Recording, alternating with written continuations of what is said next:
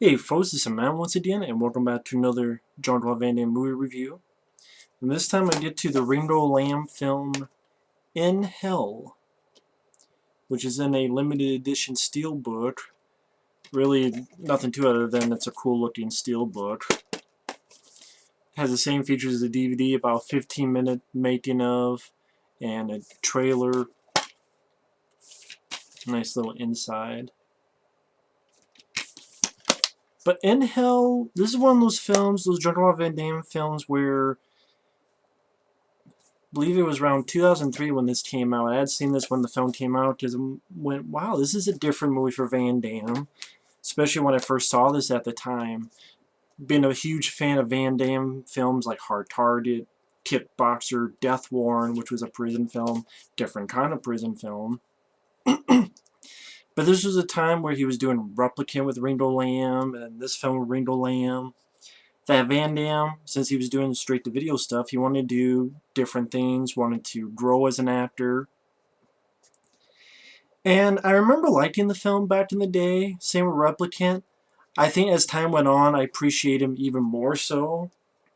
Because I think at the time I liked him, but I went, okay, well, it's not really the Van Damme I'm used to. I'm used to Van Damme doing 360 kicks and roundhouse kicks, martial arts, maybe a little bit of slow-mo, more of an action movie. I wasn't really used to Van Damme doing a drama or a more dramatic performance. But saying that, watching this again, this is a damn good prison film.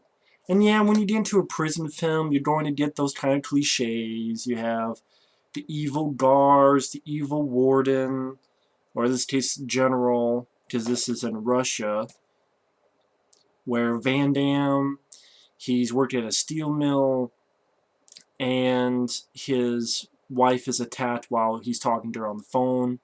Races to catch her, to get her. She's murdered. Tracks her killer. He gets away but later arrested. The guy gets off because the judge was bought.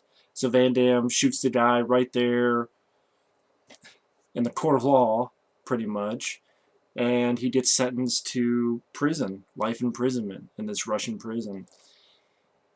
And pretty much throughout it, all the things that happen, which I'll do more in depth to. But this is a much different kind of Van Damme film, and I really do enjoy this movie. Watch it again. It's a damn good film. But like I was saying, you get those prison cliches where someone's going to get raped, and usually it's the younger guy, and there'll always be a bigger guy who someone has to fight, usually the bigger guy, and then there'll be another guy who's a little bit cuckoo, but he's actually kind of one of the good guys. That's the Lawrence Taylor. Yes, Lawrence Taylor, LT, is in this. And he actually doesn't do that bad of a job.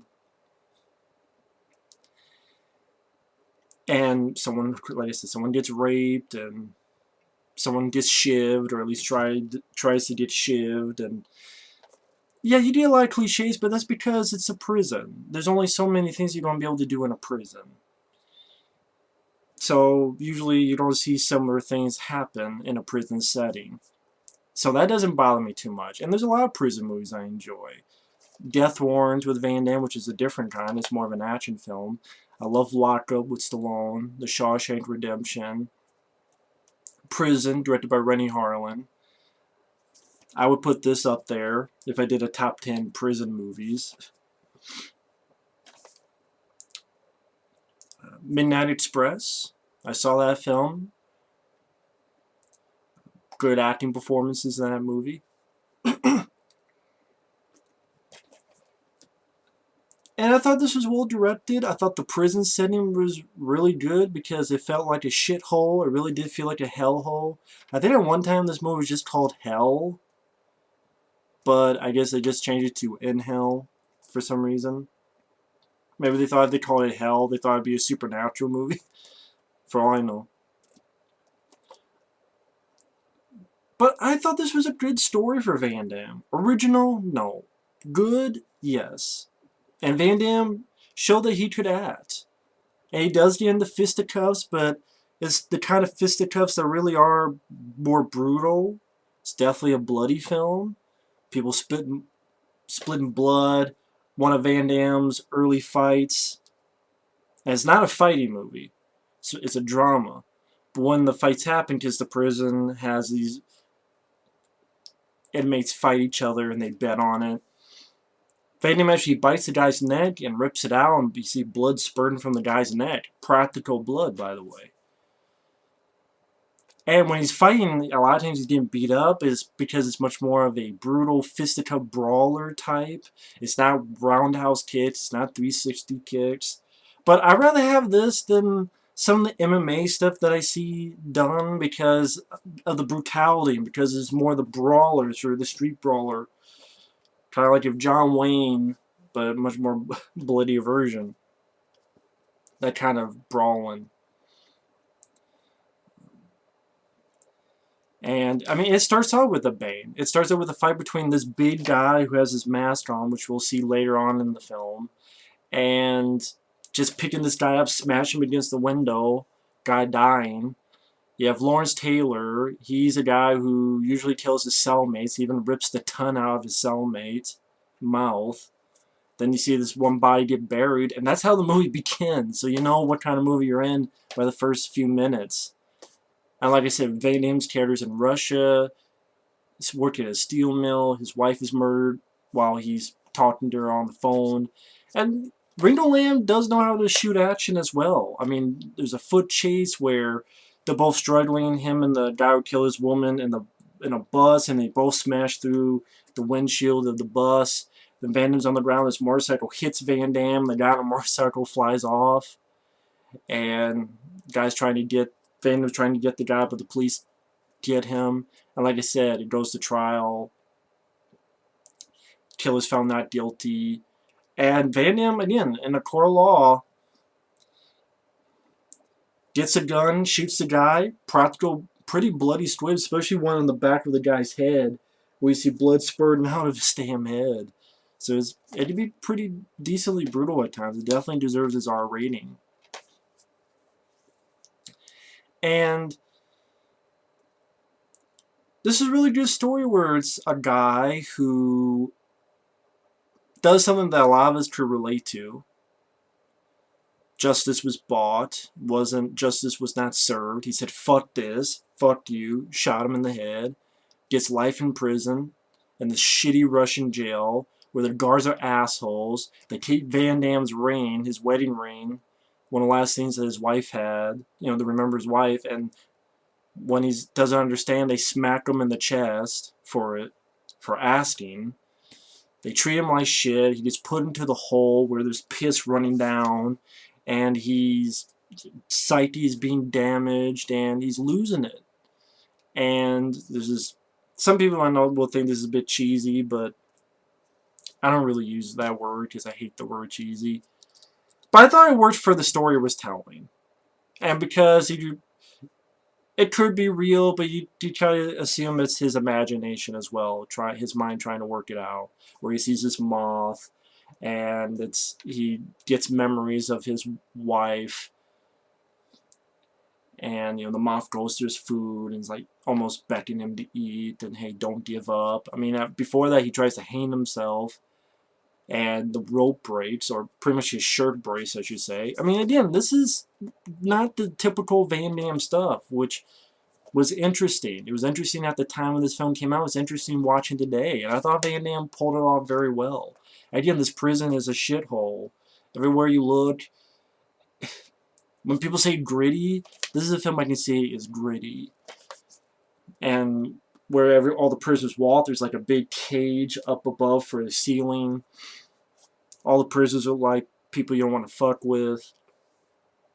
And it looks like a place that you don't want to be.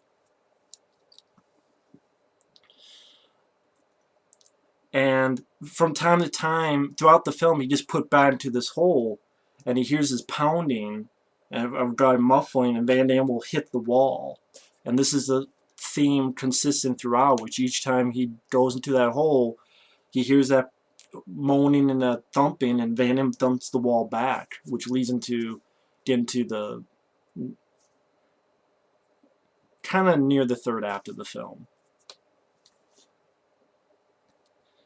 And I thought it was well told. I mean, didn't you see Van Damme sort of break down? They don't like Van Damme, so they put him in the cell with Lawrence Taylor, who killed his other cellmates, because they wouldn't be quiet. He likes the quiet. And so Van Damme is a quiet guy. There's even a point LT tries to kill him, and LT goes, shh. You know.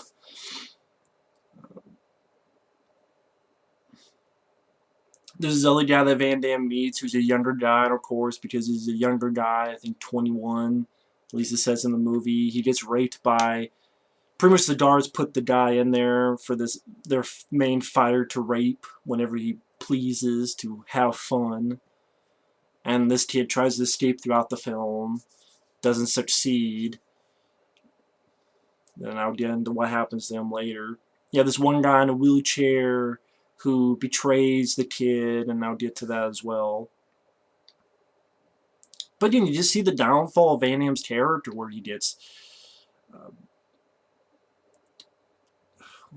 trying to see what happens first. Well, like I said, all this stuff that happened before, he gets beat up, he gets put in the hole again and again. Nice way of they're doing the daydreams or memories of his wife, and I thought Ringo Lam did a really good job directing this. Had a certain style to it. The pace moved out, never got bored. It's only a 90-some minute movie. I don't know why. For some reason I thought this movie was longer, but it's not. It's only a 90-some minute movie. In fact, it says here it's 98 minutes, but I don't think it is 98 minutes. I mean, without the maybe with the end credits, but without the end credits, it's maybe an hour and 32, hour and 33 minutes at most. So it's not that long of a movie, actually. Which I thought, it kept the pace going.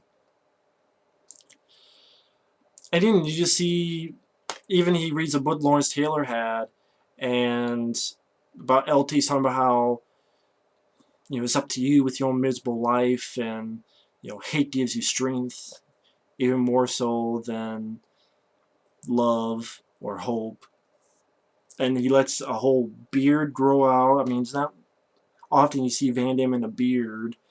And he picks a fight in a mess hall and gets put into the hole again. And that's when he starts bulking up and pretty much exercising and working himself up. Gets into a fight with his main asshole. And that's where he bites the guy's throat, just blood spurting. And he gets in fights. And it's not Lionheart type of fights. It's not Bloodsport type of fights. These are much more, if you want to call the word realistic, but much more of a brawling, brutal type of fight. Which was nice to see. I mean, I'd rather see that than just the MMA. Let me just do this and that's it, without any emotion or any whatever the fuck. That's just my opinion.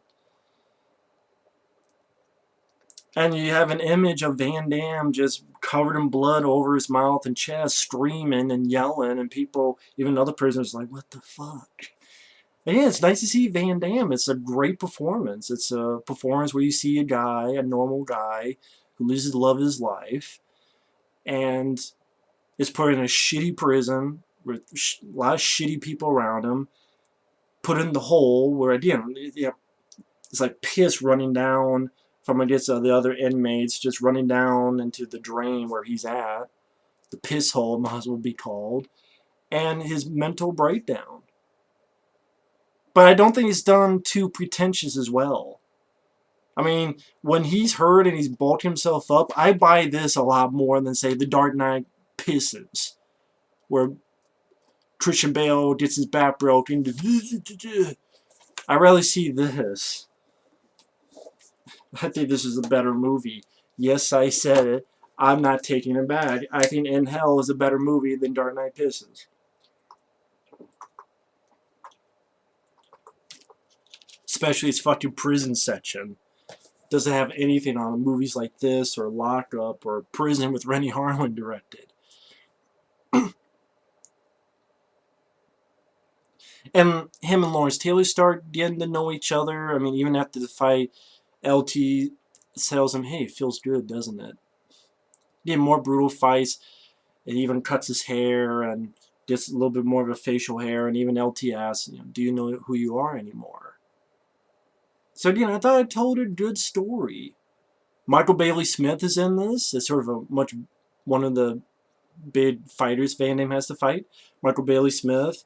He was Super Freddy in Nightmare on Elm Street Part 5. He was also uh, the Big Mutant in the Hills of Eyes remake, where I star in it.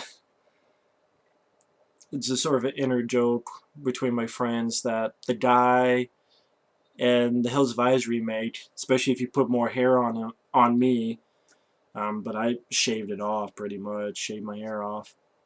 But when I had hair, I looked a bit like Doug from Hills of Eyes remake, the main guy, who was the big hero at the end, which was cool. And I got to kill Michael Bailey Smith, so that's the guy I killed in Hills of Eyes remake. And that's the guy who the kid tries to get out, tries to escape. They said, fuck you, put it to Michael Bailey Smith. And Michael Bailey Smith beats the fuck out of him so badly that the kid dies from his wounds. And then even the kid says, don't make you who you're not. Pretty much, they're going to try to make you into an animal. You're not an animal. And so when he goes to the fight, he says, fuck it, I'm not fighting. He tries to sit down, won't fight.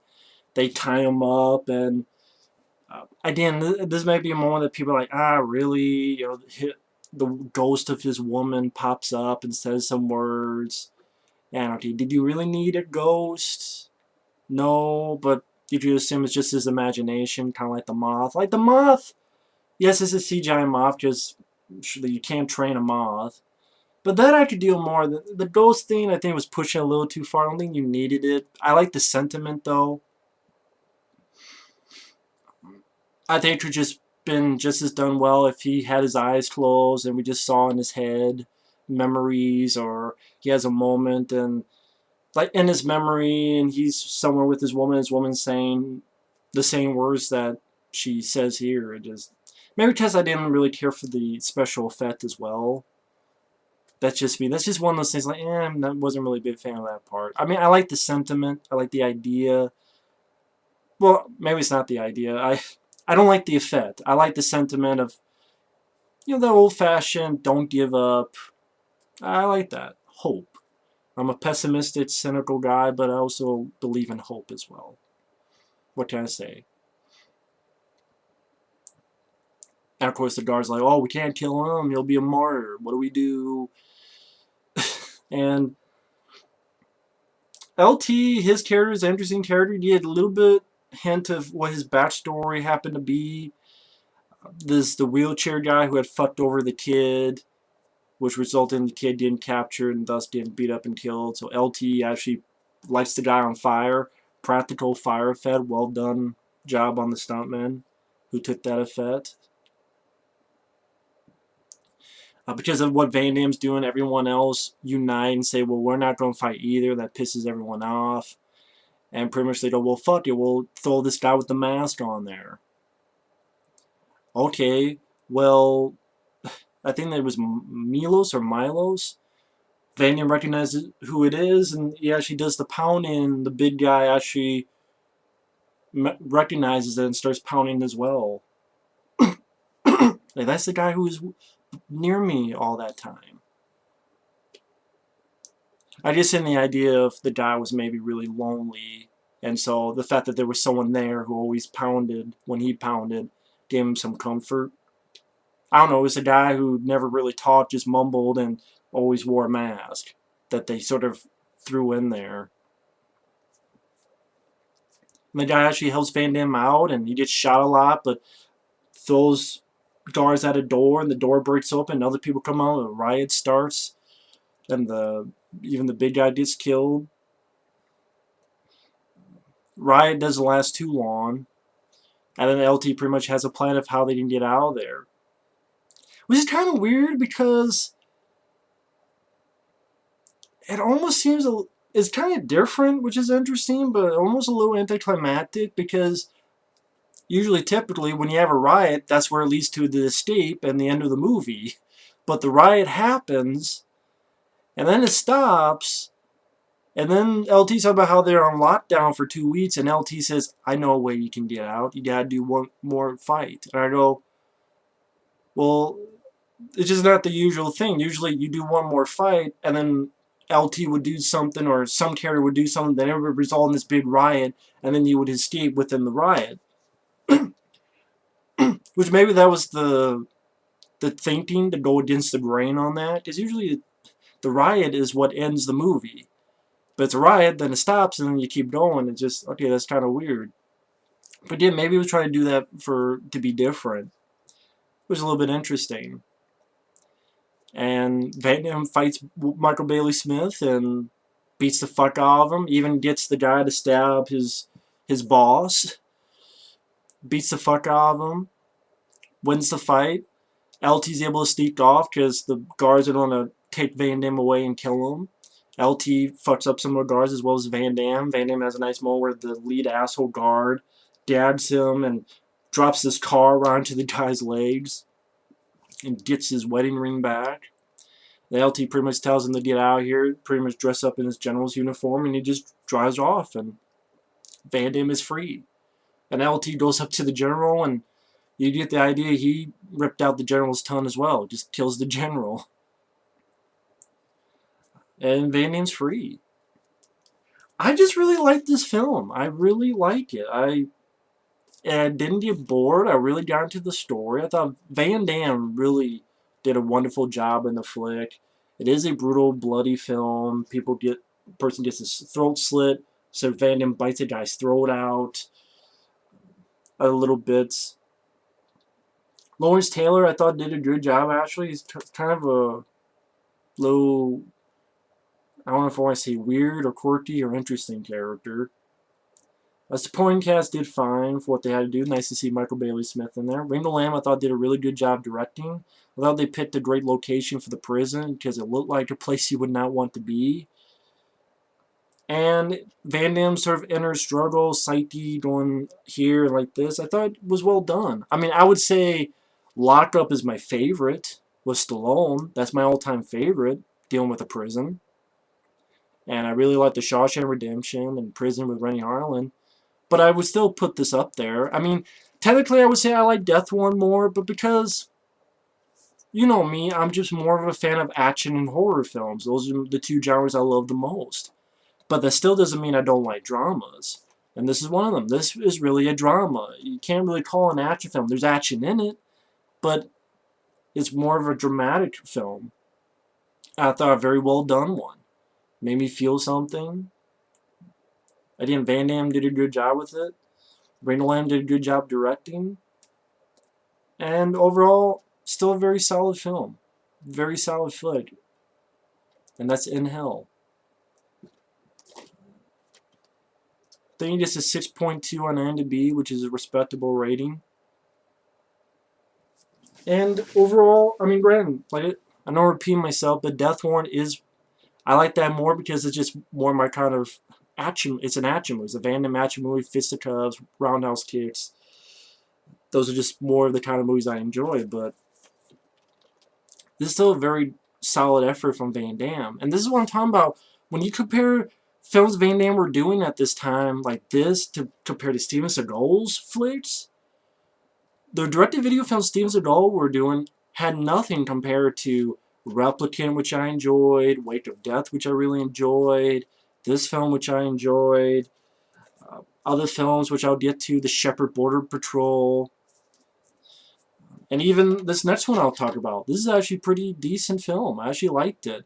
Have little issues with it, but I actually liked it. Liked it more the second time watch it than I did the first time. I will say that. But anyway, that's my review of In Hell. Thanks for watching. Take care, and we will see you later. Bye-bye.